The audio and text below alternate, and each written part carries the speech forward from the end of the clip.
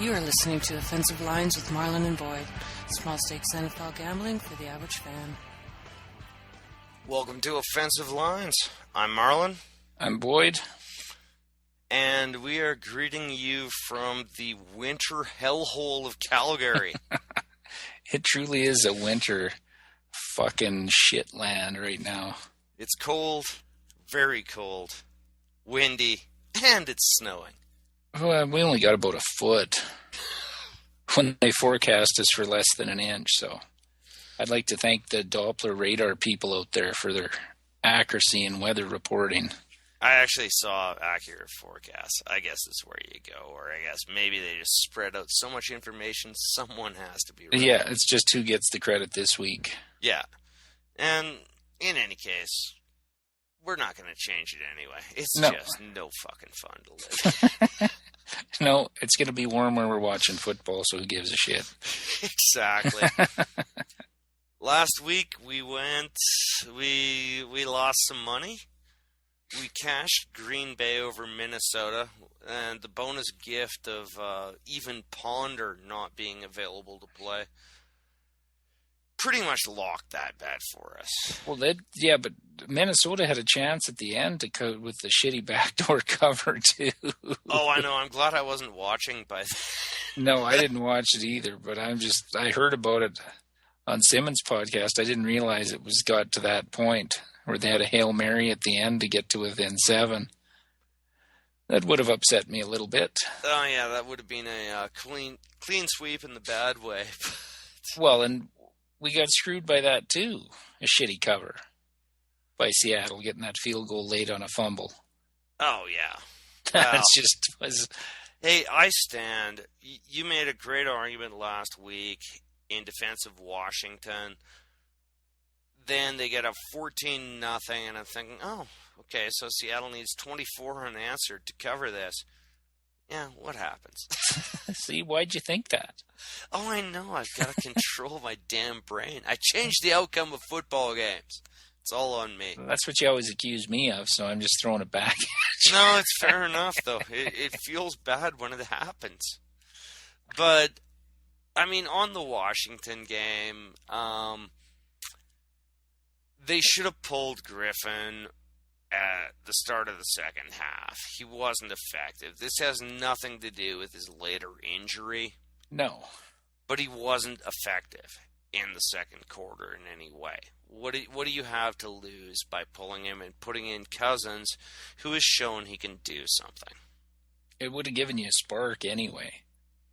Because he had no mobility, and it just shows you when a defense, when that's taken away, this is my problem with running quarterbacks. Are they really quarterbacks, or are receivers open because of the threat of the mobility? And we see what happens when these guys can't run. Like if Russell Wilson had a bad leg, I think you see the same thing. That the guys, the receivers don't really get open, or they don't throw the balls into small windows like you see Manning and Brady and the quarterbacks that stay in the pocket.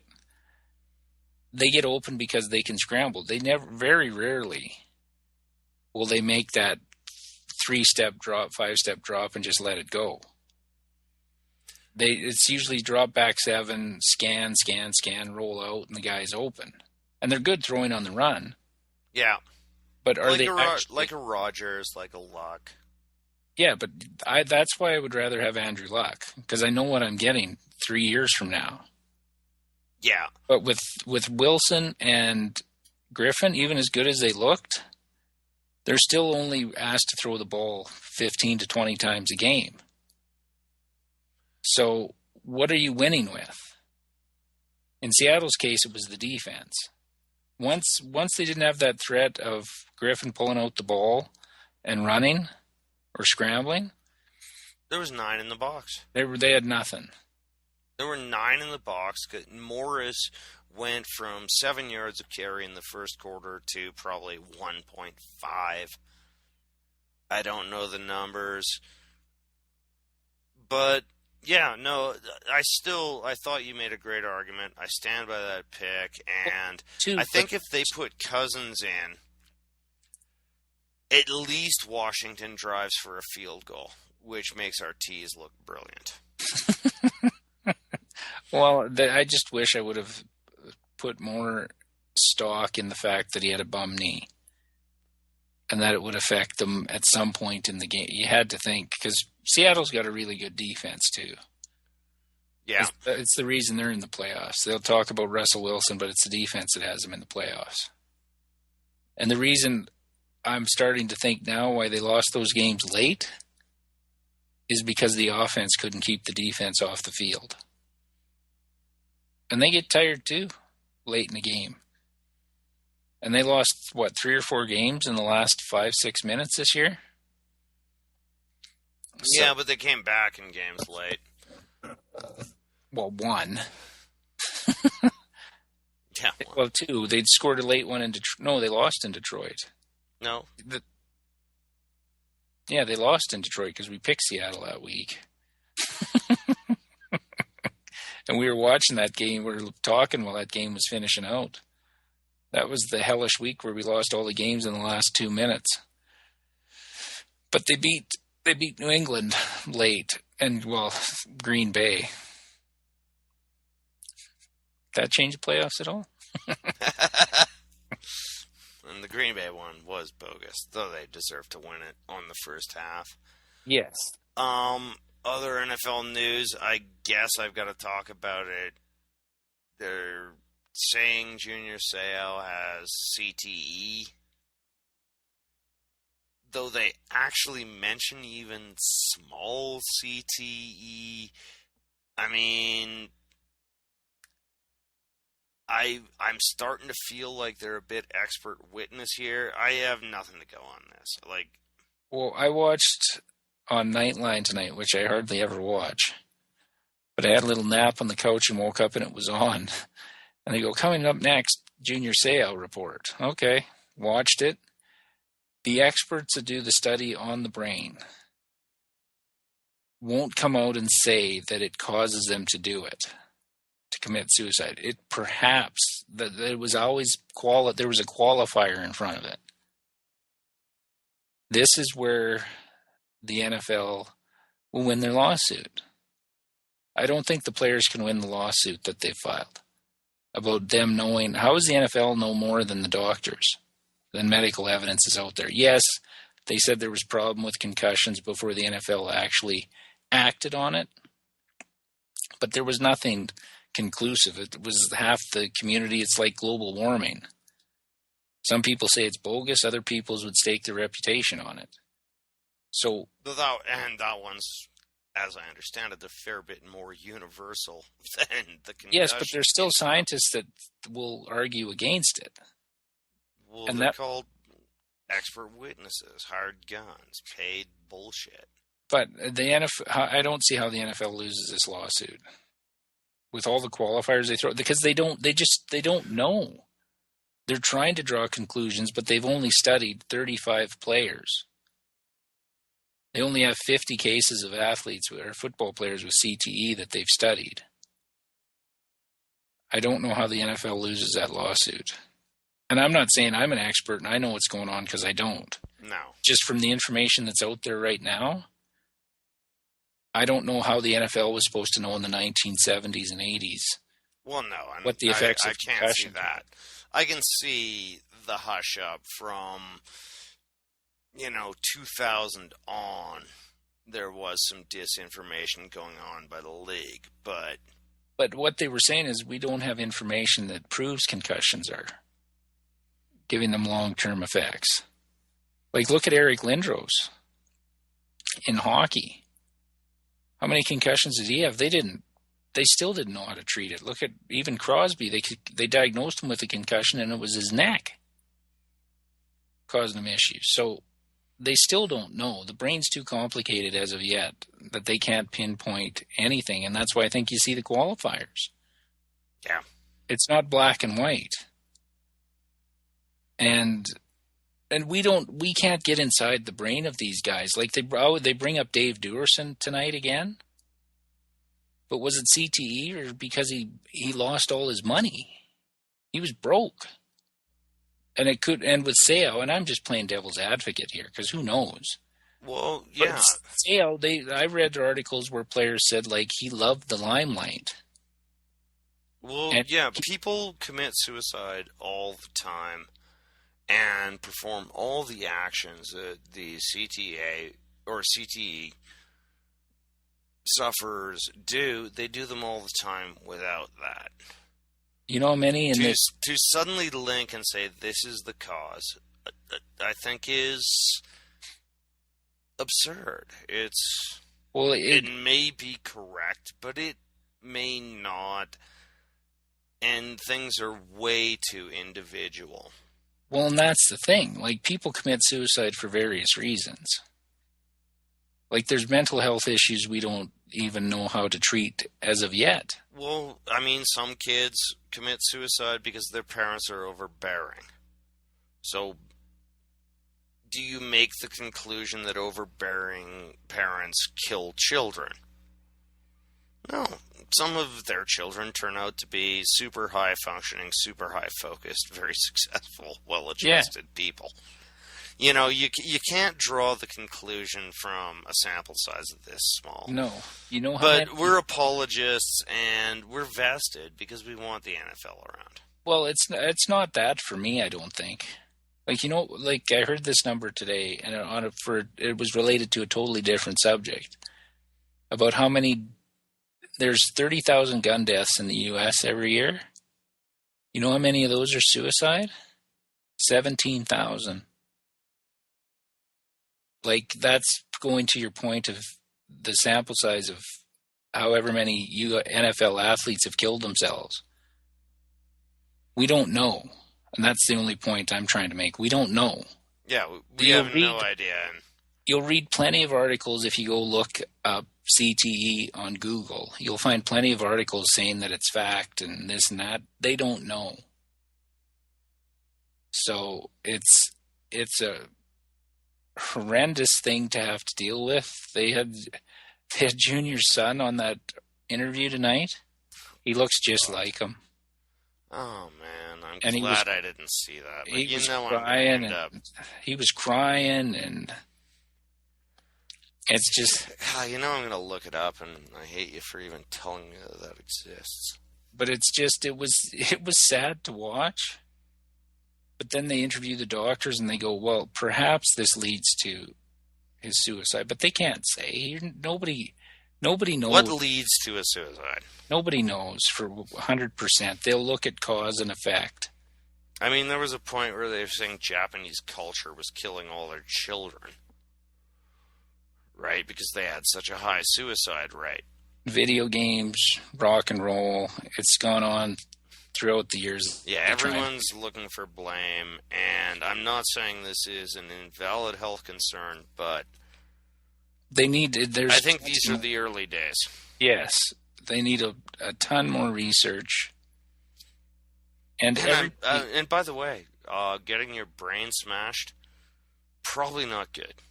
But I will go on record as saying having your brain smashed into a hard surface repeatedly for 20 years, probably not good for you. But here's what I have a hard time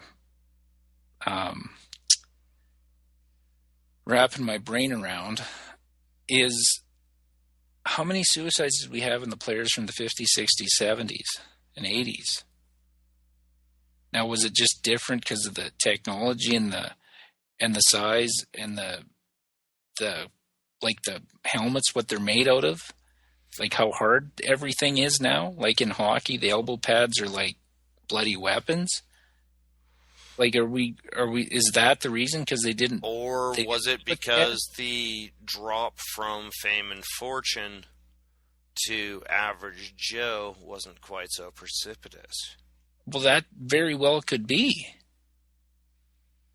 Because you look at how many... look at actors in the fall from fame. It often doesn't go well. No.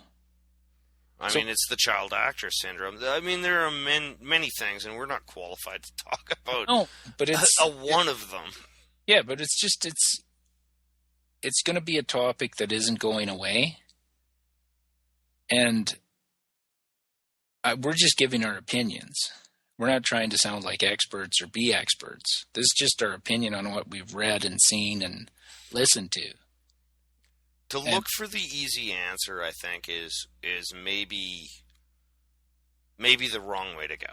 Well, and you said we had a vested interest in this. How about the people that are doing the research? Have a lot more vested interest in it than we do. There's a lot of money changing hands for research grants and all kinds of things that never really True enough. Like if I'm trying to further my research and I need money, claims that make an impact usually increase funding. Hey, watch the crawl on your morning news show every time. It's like, eating bean sprouts will prevent cancer. No, it doesn't. But you will find a research point or a research study that will support that point of view. Well, and as I've gotten older, I've become way more cynical, and I think it's proven out by the flip-flop we have every 3 or 4 years on what's good and bad for us. One study comes out, oh, don't eat eggs. Next study comes out, eggs are a great source of protein and you should eat them. It's like, what? So I just kind of take it with a grain of salt. Yes, driving is bad. I don't do that. Yeah, okay. We'll all agree on that one. Right? And don't drive drunk. But it's like... Don't beat your woman or spouse. I mean, I don't want to be sexist. Yeah, don't beat your partner or your children. There's certain things... I'm pretty solid on those things. Yes, everything else I look at through a cynical eye. Because most everybody has an agenda, and it's a horrible way to live life. It's easier to go through life thinking everybody's altruistic and doing it for the common good. I can't anymore. Everybody has an agenda, and it's sad. So I'll leave it at that. The NFL has an agenda. The players have an agenda. The researchers have an agenda. The lawyers have an agenda. And it's somewhere in the middle. So the lawyers are hoping for a settlement just to get it out of the way. And they get a big chunk and the players get very little, which will happen if they settle. Because they're doing it pro bono till they get a settlement. So, well, yeah, and usually that settlement never comes down to the clients. No. But that's a different argument. Why don't we talk about some football, man? Okay, can we bring up... Well, you talked about not beating your partner or kids. And I did. I know I'm crazy. I'm on the left-wing fringe here, but I just think that's bad. Well, apparently so do the Pittsburgh Steelers if you're a third or fourth string running back. Not so much if you're a quarterback that's won a couple of Super Bowls. You'll get multiple chances to treat women like crap and not get waived. But the Steelers waived running back Chris Rainey today because he slapped around his girlfriend after she went through his cell phone. The way I read it was she grabbed his cell phone and was going through it. And it's like, password protected, moron. But, and he tried to grab it back from her so she couldn't see his history of cell phone calls. And he hauled her out through the window of a car and slapped her around a little.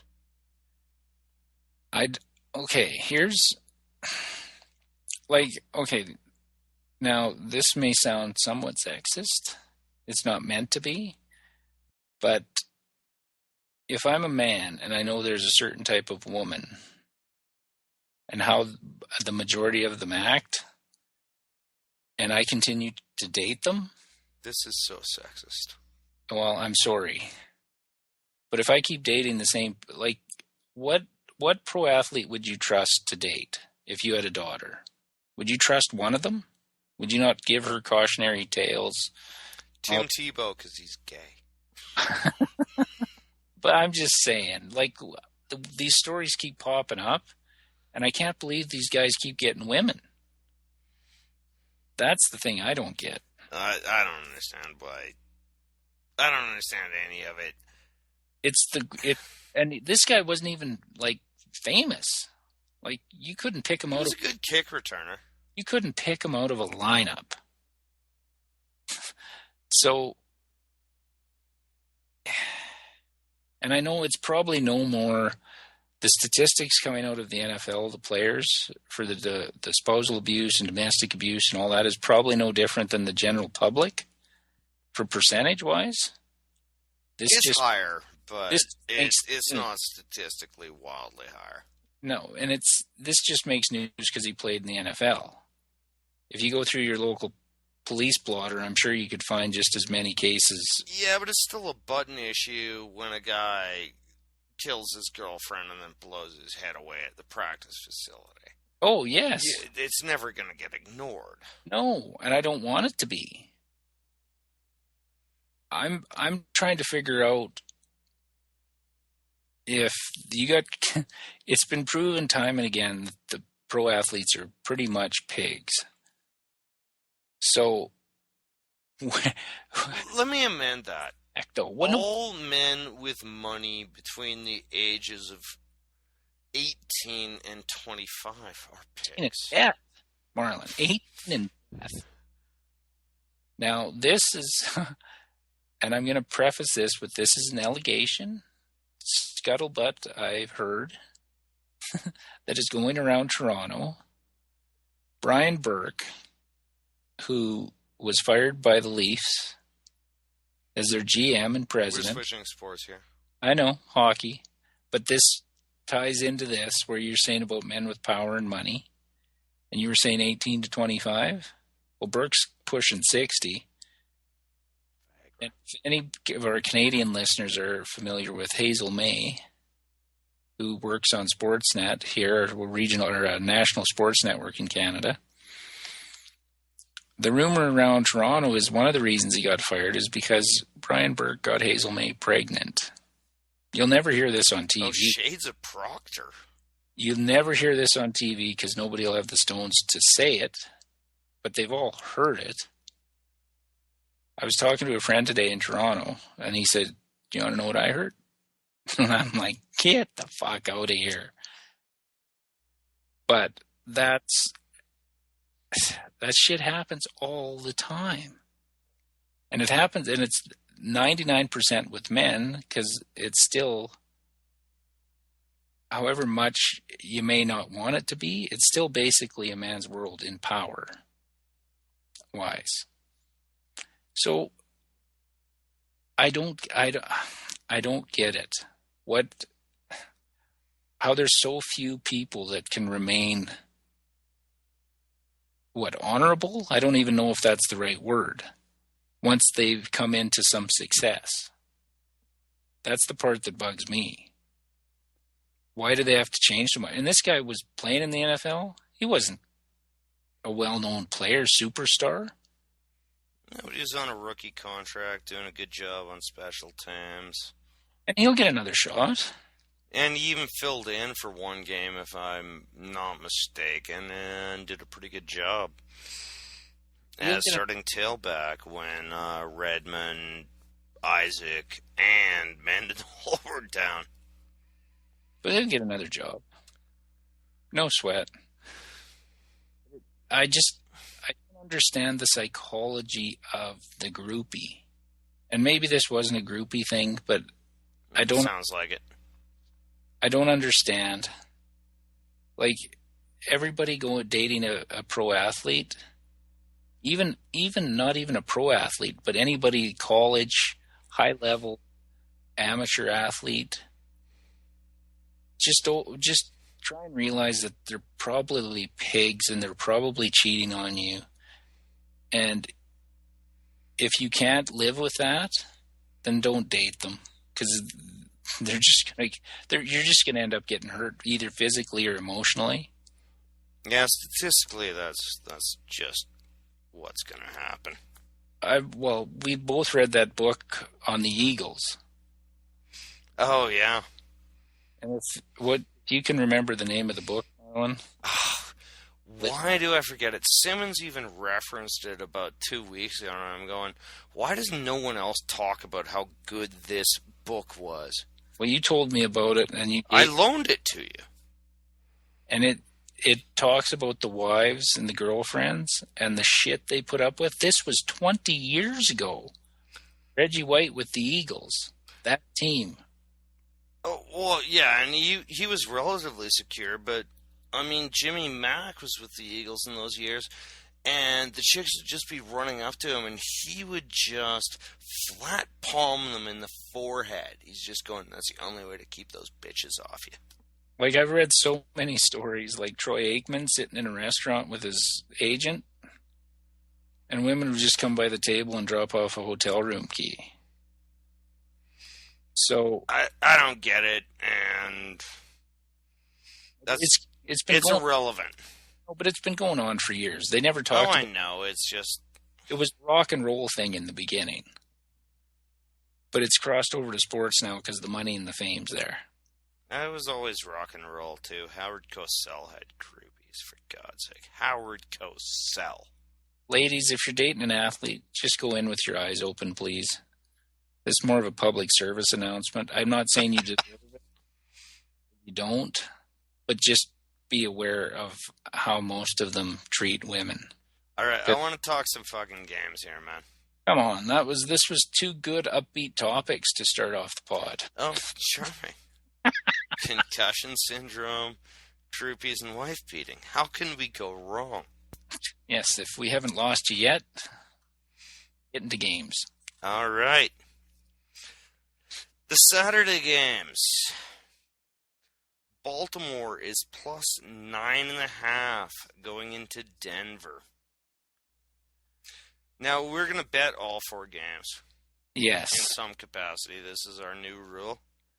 Well, when we only got 4, we're going to have money involved in every game. I would like to keep this game as a tease. Picking Denver, of course. Well, not a tease. I want to keep this game, because I thought about this before. Keep this game, take Denver minus 9.5. I don't think Baltimore can hang with them. Their defense is old and slow.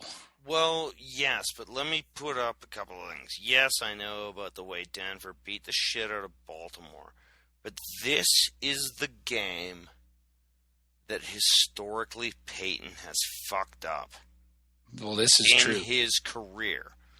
The Chargers have beaten him twice in this situation. First playoff game. Don't know what it is. Do you think, and I'm throwing this out as the counterpoint, that this Denver defense is probably better than any he had in Indy? I wouldn't say better. It's actually it's certainly equal to. Well, I think it's more. Now, on the other hand, I think it's more balanced than any team he had. Defensive. Yeah, this is. I mean, Peyton's running exactly what he ran in the Indy. And the same 16 plays, and they just execute them better. I don't think Baltimore necessarily has the talent, but I've seen a way less talented Chargers team beat this Indy team with as good a defense twice in the first round of the playoffs. I'm not crazy about it. I just don't think Baltimore can handle the weapons they have on offense. They're running the ball. They're committed to running the ball. Baltimore's back. No, actually, they're going to quit running the ball, and it's going to be Peyton, Decker, Demaryius Thomas. It's going to be those guys. In our philosophy of having to bet everything, I would rather tease Baltimore up to 15.5. Oh, no. Well, we'll talk about it at the end when we have to make our picks. Because, yes, Denver is, I think, actually a better team than New England. But this is the stumbling block. Well, I was thinking... This is when the Chargers... This is why when you watch Tony Dungy on Sunday Night Football talks about, I hate the Chargers. because they would walk into this situation and beat them. But see, this is where I was thinking New England is the team that Peyton could never get over the hump with. That's the game he loses, with Belichick running the defense again. He didn't lose that many times to New England in the playoffs. He was usually taken out early. He lost 3 at least. When they lost the one when they changed 2. the rules. I don't know. I don't want to take Denver just laying those points. I just can't see Flacco. And Baltimore is now riding the whole Ray Lewis shit. I don't know what is it, the chicken dance? They're not riding shit with him. They're going to get outclassed on both sides of the ball. Did they not just play basically an Indy offense the same way? They blitz him. How good is Denver's O-line? Okay. Flacco with playing Indy's defense, which was one of the worst in the league against the pass. They didn't put that away till late in the game. Playing a rookie quarterback on the road in his first playoff game. Do you think they're going to Mile High with that old fucking team on defense at altitude and stop in Denver? Like, everybody's making this the Ray Lewis Swan Song tour. Fuck. He's washed up. Yeah, but it matters. You know what? It matters.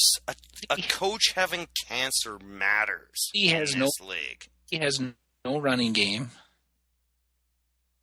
What they had to worry about. Baltimore has no running game? Indy had no running game. And Denver does? Marino was going for 130 a week. Who did Denver beat in this vaunted 9-game winning streak? Well, so now you're trying to tell me Baltimore's better than Denver? No, I'm saying they're at least 15.5 points close to Denver. Flacco is useless. You saw those Bolden strides? Yeah. How often do you do that this year? I don't know. His playoff record is better than Peyton's. That's like saying Roethlisberger was the reason the Steelers won their first fucking Super Bowl. Sanchez won fucking 4 playoff games on the road. He holds a fucking record. Is he good? Don't even throw that shit at me. So what, you want to make Denver 3.5? There's no way I'm taking them at 9.5 points as a straight up bet. There's no fucking way. Why? Baltimore's been a fraud all year. A fraud. We've said it in podcasts. Fraud. Ray Lewis did the last most brilliant thing he's ever done, which is turn Baltimore into the team of destiny. Oh, you're crazy. Shit is shit. I don't care. They could bring back fucking Deion Sanders for motivation. Yeah, I forgot when played there. Nice one. It doesn't matter when you're old. They don't have the speed on defense. Denver will run the ball to mix it up, to keep the pass rush off Manning. Explain to me again this Denver running game? Well, what was Marino doing the last 6 weeks? Against who? Well, who cares? That's what I think of Baltimore. Against who do they have? Are you really scared of Anquan Bolden beating you deep? I am not scared of a single running back in Denver. Okay, but you're scared of Anquan Bolden. I'm scared of Ray Rice. And I'm scared of the back behind him. And I'm scared that Baltimore is just going to hammer the ball at them repeatedly. Like they have all year. All year. How many touches did Rice have last week? 14. 15. Yeah. Hammering the ball. Hammering the running game. Anquan Bolden hadn't got behind a corner in 3 years. But he looked great against the fucking 25th ranked pass defense in the fucking league. Okay, I don't want to bet this one straight up. we'll talk about what's going to happen here. And I guess we gotta get the full slate in these playoff games before we make our bets, right? Yes. Indianapolis was 21st against the pass. Okay. And that young man, Champ Bailey, is going to shut down Bolden. He's a sprout. Who's versus Ed Reed? Who's Torrey Smith's going to beat you? Yeah, actually, he's going to beat you deep. Baltimore was 17th in the league against the pass. Okay. Let's move on to our next game, which is even more contentious. Green Bay +3 at San Francisco. No, San Francisco. Take the points. This was the game I called last year, only the Giants beat them to it. Same thing's going to happen. Their offensive line is weak. San Francisco has arguably the best pass rush in the league, playing at home.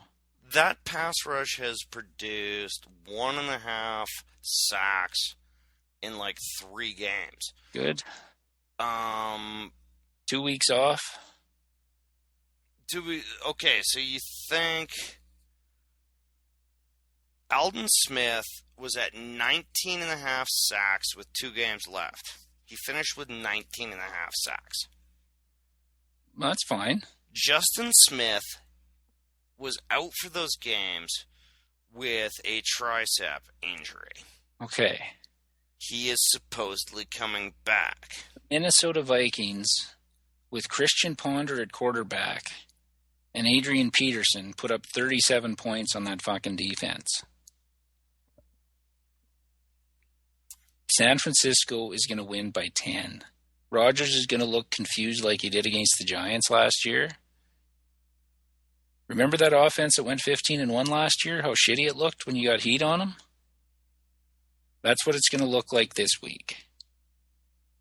The Giants did fuck all last year in the regular season, only until towards the last couple of games. San Francisco is going to put so much fucking heat on them. Remember what Brady looked like in the first half? Yeah. Yeah. Well, when they get heat on a quarterback, they're toast. In this one, I'm in agreement. They're toast. That's the only thing that beats these good quarterbacks. And Rodgers looks average. And when San Francisco in that game, if everybody forgets, were blown out in New England. They let their foot off the gas in the second half, went vanilla on their coverages, just played zone. No, they lost Justin Smith. But they went vanilla. They went zone. They didn't blitz. There was nothing exotic happening. They just thought, wow, we just let the clock run. We don't care if they score a couple of touchdowns. When they had to put the heat back on Brady on that last drive, they befuddled him again. So I love San Francisco in this fucking game. Ooh. Oh. The price is awesome. I actually agree. The price is fucking awesome. -3 +105. Yeah, book it. I was in agreement. It's just yanking his chain a little. Wow. That offensive line in Green Bay gave up how many sacks to Seattle in the first half? 7? Well, and we'd better see some pressure, and it's the Smith non-brothers that I'm worried about. That's my big worry. Plus, Gore has sucked for the last 7 weeks. Well, Green Bay's defense has been porous all year. Geez, they look great against Spud Webb at quarterback. Well, yeah, and that's exactly what I was going to say next was they, even with Christian Ponder at quarterback, they couldn't stop Peterson. But once it was finally Webb behind center, yes, they could put everyone there. Well, that was with no threat. And if they just run a play fake to the right, get that whole line shifting to the right, and they just send Kaepernick on a rollout around the left. He's going to ramble for 25 yards per carry. I'm in total agreement. Okay, good. Quit pissing me off.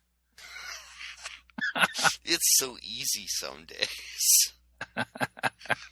So that $10. So we're taking San Francisco -3. $10 bet pays $20.50. Booked before it changes. See, and this is what I have a hard. We'll move on to the next game, I guess. So if you want to introduce that, I'll explain what I have a hard time understanding. Okay. We have Seattle +3 going into Atlanta. Now, here's what I have a hard time understanding. They're basically giving San Francisco the same thing just because they're at home. They're basically saying Green Bay's even. Green Bay's not a bad football team. Their offensive line is awful. What running game do they have? Jordy Nelson's one fucking lunge for a pass from being on the sidelines. Well, yeah, okay, and I just want to say this about Green Bay's running game. They were saying, oh, there's this sudden spark back and all of that. No, Minnesota was so thin at cornerback that they could not approach the box on any level. The safeties had to be floating back for double coverages. Not the case in San Francisco at all. And San Francisco has a couple of the best safeties in the league. Yeah. So I'm just saying. Yeah, but equating Atlanta to San Francisco, Seattle's going to mop Atlanta. The corners in I may have underestimated Seattle for most of the year. Those corners, we both did, but those corners are fucking unreal. And that Richard Sherman might yap, but he backs it up. Who's the other defensive end who went down this week? That's pretty huge. That could be a factor, but I'm still going by, and this was my thing with Flacco. What has Matt Ryan proven in the playoffs to be a favorite at all? Well, and why did that team roll over and take it up the ass from Tampa in Week 17? That's a team that had something to prove. Something should have been angry in that team. And they said, oh, no, we're going to rest our players for the playoffs. Because that's worked for you. Why on earth would you think that strategy is now the way to go? What's their big win this year? The Giants? New Orleans? Giants, maybe? Yeah, I guess the Giants, because that exercised the playoff demons. No, I fucking love Seattle, and this is a money line bet if we've ever seen one. Yeah, plus 120. Yeah. Clemens might hurt, but Turner's not the same running back. I'm not Clemens, thank you for the name. Yeah, I'm not worried about Turner running the ball. And they have the corners to take away Jones and White. I'm not sure about their safeties with Gonzalez, but I can't see them winning the game just being able to get the ball to him. No, I agree. And he is going to hurt them in the middle. They're going to get a lot of first downs, and they're going to get a lot of field goals, is what I see Atlanta doing. But Seattle proved unflappable. Yes, Griffin got hurt, and that aided their cause enormously. But down 14-0 in the first, Seattle didn't seem to care. That didn't seem to worry them against Washington last week. No. They just kept running the ball. And if we know one thing about Seattle, they will run the ball in the playoffs. Yeah. Lynch is going to get 25 to 30 touches in that game coming up. Well, here's the advantage of Carroll over Shanahan.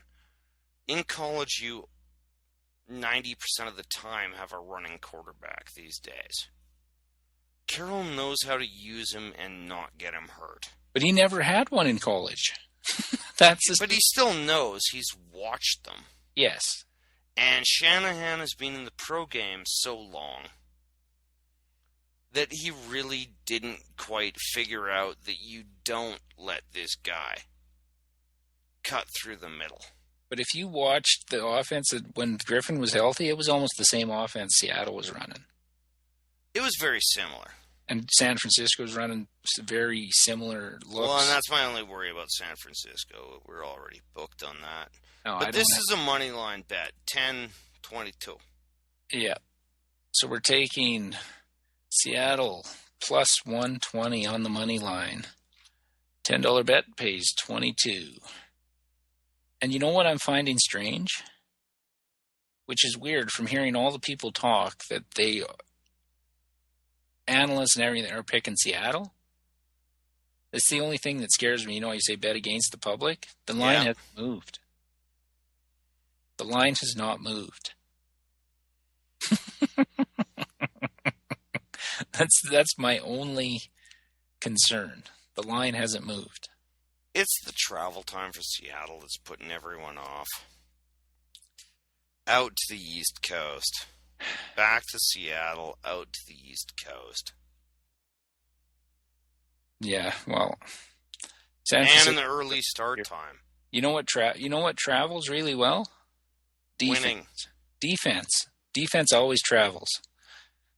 And attitude always travels. That defense is... Attitude always travels. They've got a swagger right now. They think they're the best team in the league right now.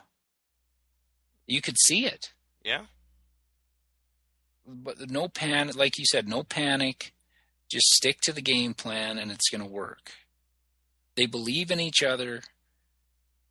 And Russell Wilson, I wasn't sold on him early. The last 6 games, he looks really poised, under control. I saw a number which showed how they increased his attempts at passing per game through the season. Just like they started to believe in him, the coaching staff. Every game, he got more opportunities to do it with his arm. Yeah. And they've still got Marshawn Lynch, who always finishes runs right now. And you look at the receivers; they don't have a household name on the field. Oh, Sidney. No. So yes, Sidney Rice would be about it. But no, I love Seattle. It's going to be Seattle, San Francisco. Who would have thought that? NFC West teams playing for the NFC berth in the Super Bowl. Certainly not us. No, we had Seattle winning less than 6.5 games, and now we're picking them in the divisional round of playoffs. And our final game, Houston, plus 10 at New England. See, and this is what I was getting at. I want to take New England and Denver just give the points and bet it. It's been preordained this year that Manning and Brady are going to meet to see who goes to the AFC Championship game. Now, don't take this the wrong way, but you have a propensity to take favorites. And well, in this case, I can't see Houston. They can't score touchdowns. I could see. In this case, I love it. But I would much rather tease this and the other game. I'll acquiesce. And all right, I'm just saying you do have a propensity, because honestly, all logic in general says take favorites because they're favorites for a reason. They're better. Well, no, I gave valid points in San Francisco. And no, and totally. Seriously, I was just fucking winding you up. In San Francisco game, dude. I was all over the Niners. Like, I can't see Houston. I don't know what's going. I was right. I rode Houston all year, but my eyes tell me they don't They score barely touchdowns. beat Cincy. They don't score touchdowns. The only good thing that going for them is they in Atlanta, the two nervousness is they're the teams no one believes in spite of their records. Yes. But Houston's looked like a bigger fraud than Baltimore the last 4 or 5 weeks. Which was the fraud I thought they would be earlier in the season. But honestly, I would rather tease this, and let's take your end. Let's take Denver minus 3.5. Okay. All right. And because we're teasing anyway, New England minus 4. So Yeah. I don't think we'll need it on the New England end. No. But honestly, I'd rather bet the money line on Seattle. Oh, yeah, and San Francisco. Yeah. That was... Well, San Francisco, we're taking the points, right? Well, yeah. Oh, yeah. Sorry. Yeah, minus 3. That could end up being a push, but I can't see it. I just can't see Green Bay scoring that many points. They're really good, though. That's two really good teams. I mean, Good everyone was saying, oh, every game last weekend is awesome. And I'm thinking... There wasn't No. one. The best game of the weekend was the last game. I was talking to a bartender on the Friday night, and he just said, every game's going to be good. And I'm thinking, I strongly doubt that. Well, I knew Minnesota, Green Bay wasn't going to be good, even if Ponder played. I figured that game, Cincinnati-Houston last week, was exactly what we saw to Cincinnati and Houston the year before, which was exactly what I thought we were going to get. Dalton looked shaky, and Houston do enough to win. Well, and that bet, by the way, we were taking the price. I don't Yeah. think either of us had a huge expectation of cashing it, but it was just there. And there was no way we could throw it behind Baltimore. No. So, And in our playoff... that was just a bet. Yeah, For a bet at a nice price. and I took Houston both ways in our playoff pool. Yep. So that just shows you where our heads were at on that. Yeah. So we were betting price more than what we thought was going to happen. It was the best upset on the board. Oh, and we've cashed a few of those where we were just taking price. Yep. And Houston had looked so shitty before anyway. Oh, and Lost they did barely last enough 4. to win. So, okay, to recap this bet, we have Houston at New England. Started at minus 10. We teased that down 6 points. New England minus 4. We have Baltimore at Denver, which Denver was favored by 9.5. We're teasing that down 6 points to minus 3.5 and parlaying the two.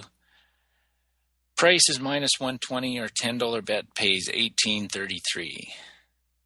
And it is booked. Now, if we can't hit that tease... Hey, it's favorites. New Orleans versus Seattle a few years ago. Yeah. That And broke a tease, and, you know, what can you say about that? You've made me sufficiently nervous on Peyton Manning. I'm just saying, when he loses, it's in the first round.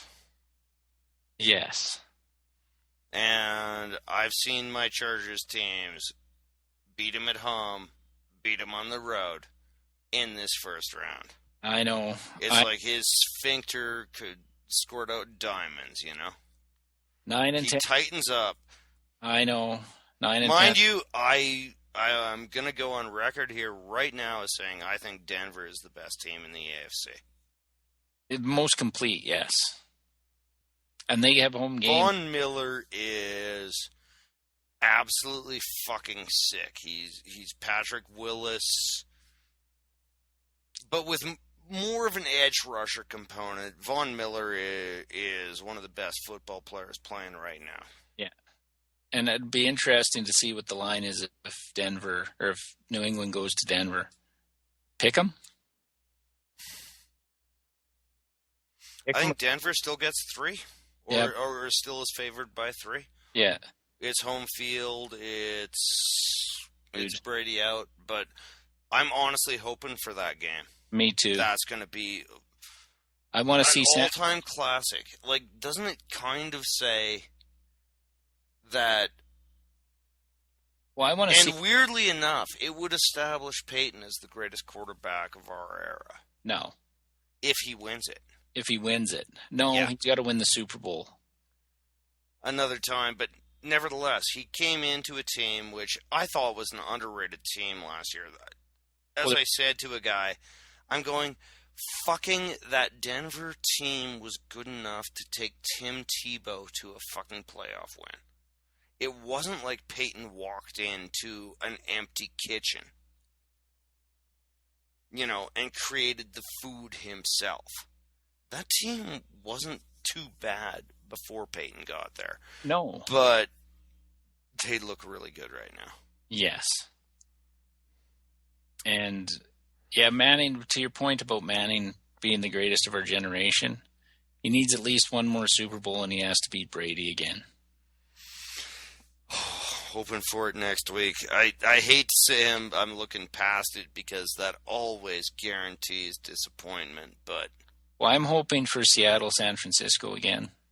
That would be a good weekend. Because if they want to talk about Pittsburgh and Baltimore beating the shit out of each other every year, these are the two defenses in the NFC that will beat the shit out of each other. Oh, it's the upstart, and let's face it, Pete Carroll is charming.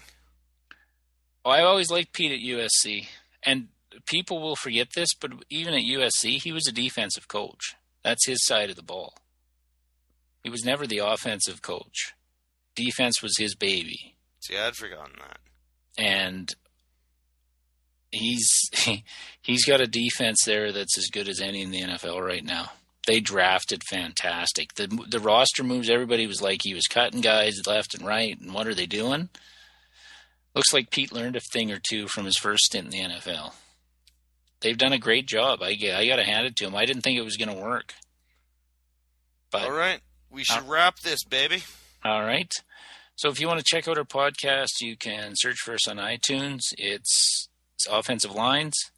Visit our website, offensivelines.ca. You can listen to it right in the browser, or you can download it. You can follow us on Twitter at Offensive Lines, give you updates on when we're posting something new to the website, such as our podcast. Check us out on Facebook.com/Offensive Lines. And if you want to contact us, you can email us at offensivelines@shaw.ca. I'm Boyd. I'm Marlon. Hoping for next weekend. Black and Decker.